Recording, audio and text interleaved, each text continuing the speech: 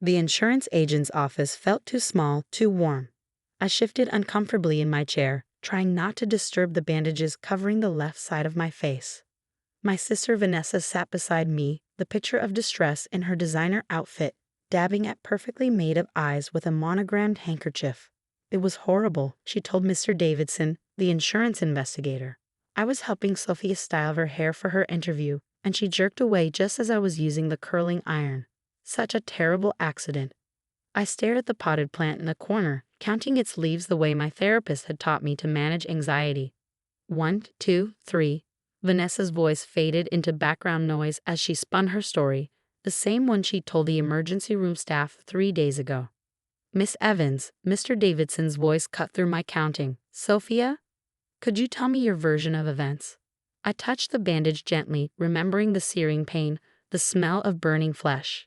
The accident that happened after I'd announced I was interviewing for the museum curator position Vanessa had wanted. I moved suddenly. I repeated the practiced lie.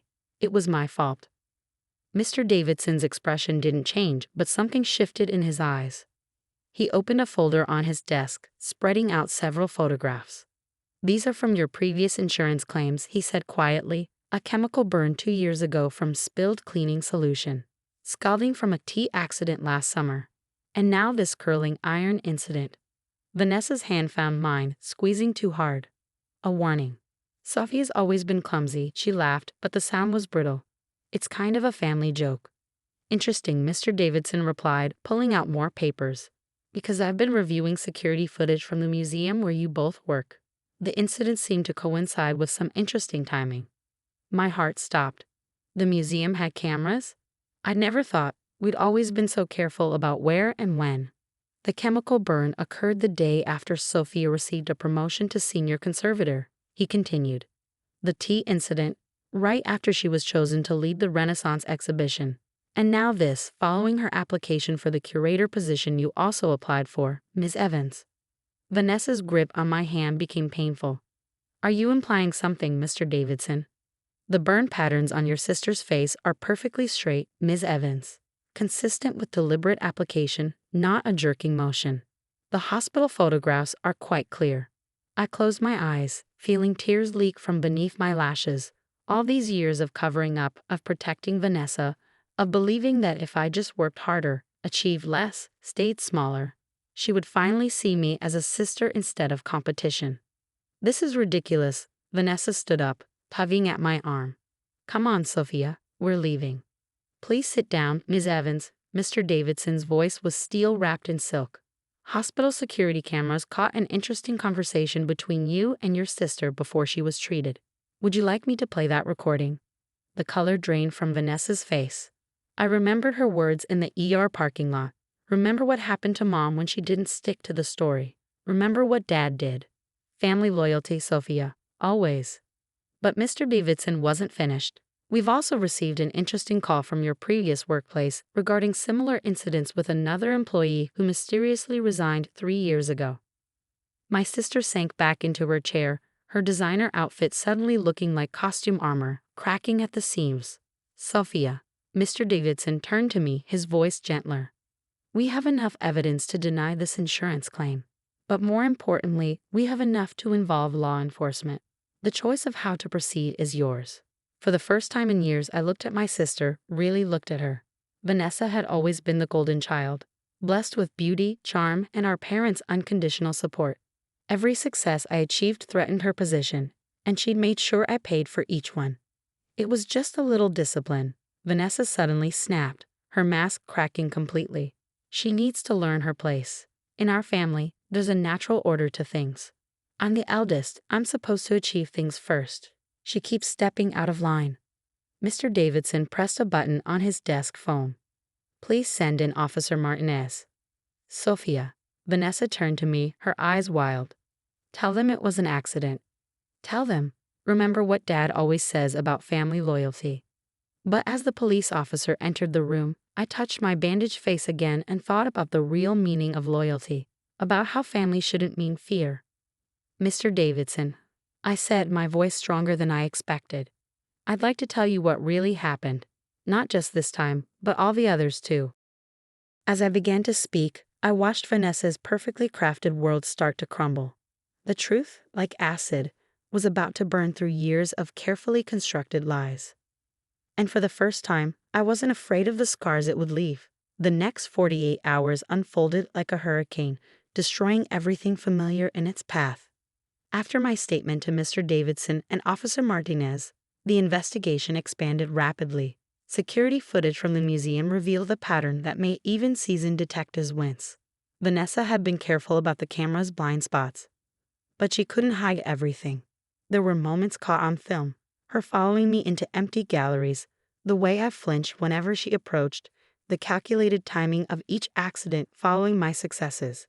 "We've interviewed your former colleague, Jessica Porter," Detective Lang told me during our second meeting. She pushed a photograph across the table. Jessica, who had resigned 3 years ago after a series of suspicious accidents. "She's willing to testify." I remembered Jessica. She had been brilliant, rising quickly through the museum's ranks until Vanessa felt threatened. Then came the incidents, damaged artwork that was blamed on Jessica, mysterious falls, and finally, a suspicious car brake failure that convinced her to leave town. "Your sister had quite a system," Detective Lang continued. "She made sure each incident looked accidental while sending clear messages. The chemical burn after your promotion? The chemicals were from your own conservation lab. The tea scalding?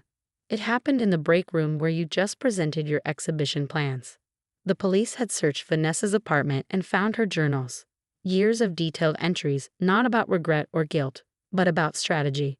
She documented everything: how to make injuries look accidental, which security cameras to avoid, even how to manipulate our parents into maintaining the family's code of silence. Speaking of our parents, the reaction was exactly as I'd expected. Mother called in a fury, not about my injuries, but about the shame I was bringing to the family. "How dare you betray your sister like this?" she hissed through the phone. "After everything we've done for you." "Everything you've done," I replied, surprising myself with my calm. "You mean like the time Vanessa pushed me down the stairs and you told the doctor I was going through a clumsy phase? Or when she ruined my college art portfolio and you said it was a sign I should choose a more practical career?" Father's approach was different. He tried bargaining. He showed up at my apartment with blank checks and promises to pay for reconstructive surgery for my face if I would just be reasonable and drop the charges.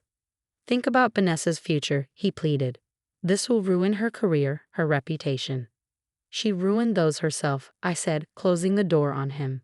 The museum put us both on administrative leave, but their internal investigation revealed more than anyone expected. Other employees came forward with stories of intimidation and suspicious accidents. Vanessa's campaign of terror hadn't been limited to just me and Jessica. Mr. Davidson, the insurance investigator who had first cracked the case, continued to support me through the process.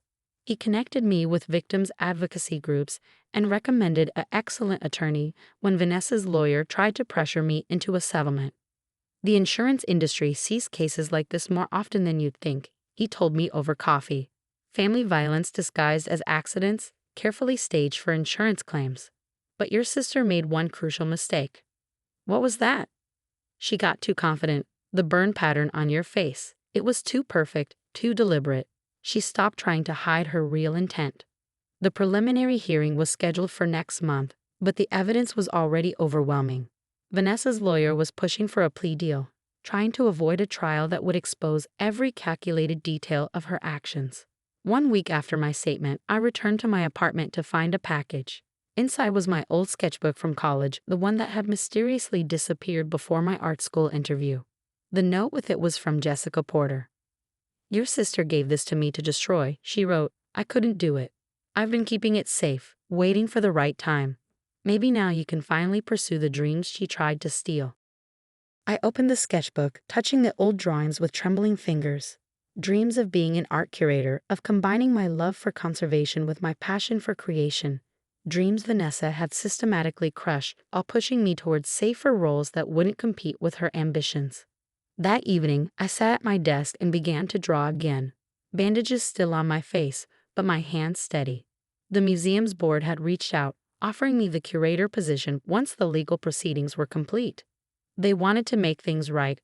As I sketched, I thought about scars, not just the physical ones Vanessa had left, but the deeper marks of years of systematic abuse disguised as sibling rivalry. Both kinds would heal, leaving marks that would remind me not of pain, but of survival. My phone buzzed with a text from Detective Lang. Second victim from her previous workplace just came forward. Your testimony broke the dam. I looked at my reflection in the window, seeing beyond the bandages to the strength beneath. Vanessa had tried to break me, piece by piece, accident by accident. Instead, she had created evidence of her own undoing, one scar at a time. 1 year later, I stood in the museum's main gallery supervising the installation of our new exhibition, Restoration, the Art of Healing. My face had healed, leaving a faint scar that traced my jawline like a signature. I'd chosen not to have reconstructive surgery. Some marks deserved to tell their stories. Vanessa had taken a plea deal, 5 years in prison, followed by extensive probation and mandatory psychiatric treatment. The investigation had uncovered victims from every stage of her life, dating back to her college years. The pattern was always the same. Anyone she saw as competition became a target for her carefully orchestrated accidents. During the sentencing hearing, she'd finally spoken. Detective Lang visited occasionally, keeping me updated on the ongoing investigations. 3 more cases had been linked to Vanessa from her college years, each victim now finding their voice after years of silence. You know what the real tragedy is? Lang had said during her last visit. She was talented enough to succeed on her own. All that energy she spent hurting others could have built something remarkable. My phone buzzed with a message from Mr. Davidson, program implementing new screening protocols for suspicious accident patterns. Your case study made the difference. I walked through the gallery one last time before leaving, stopping at each piece. Tomorrow, the exhibition would open to the public. Critics would analyze the art, visitors would admire the restoration work, but few would know the deeper meaning behind its theme. Near the exit, I placed a small piece, my first completed artwork since college. It showed a broken mirror being rebuilt, each sharp edge transformed into something beautiful. The title card read simply, "Some scars tell stories of survival." Outside, the evening air was cool on my face. I touched my scar again, no longer hiding it behind makeup or my hair. It had become part of my story, a reminder that sometimes the worst accidents aren't accidents at all, and that the strongest family isn't always the one you're born into. My new family was different, built from supporters like Jessica, Mr. Davidson, Detective Lang, and countless others who had helped expose the truth. They had shown me that real loyalty doesn't require silence, and real love never leaves scars. As I drove home, I passed the street that led to our old family house. I didn't turn that way anymore. My path led forward, marked not by accidents and lies, but by choice and truth. Some wounds leave scars, but scars can become strength, and broken things can be restored into something even more beautiful than before.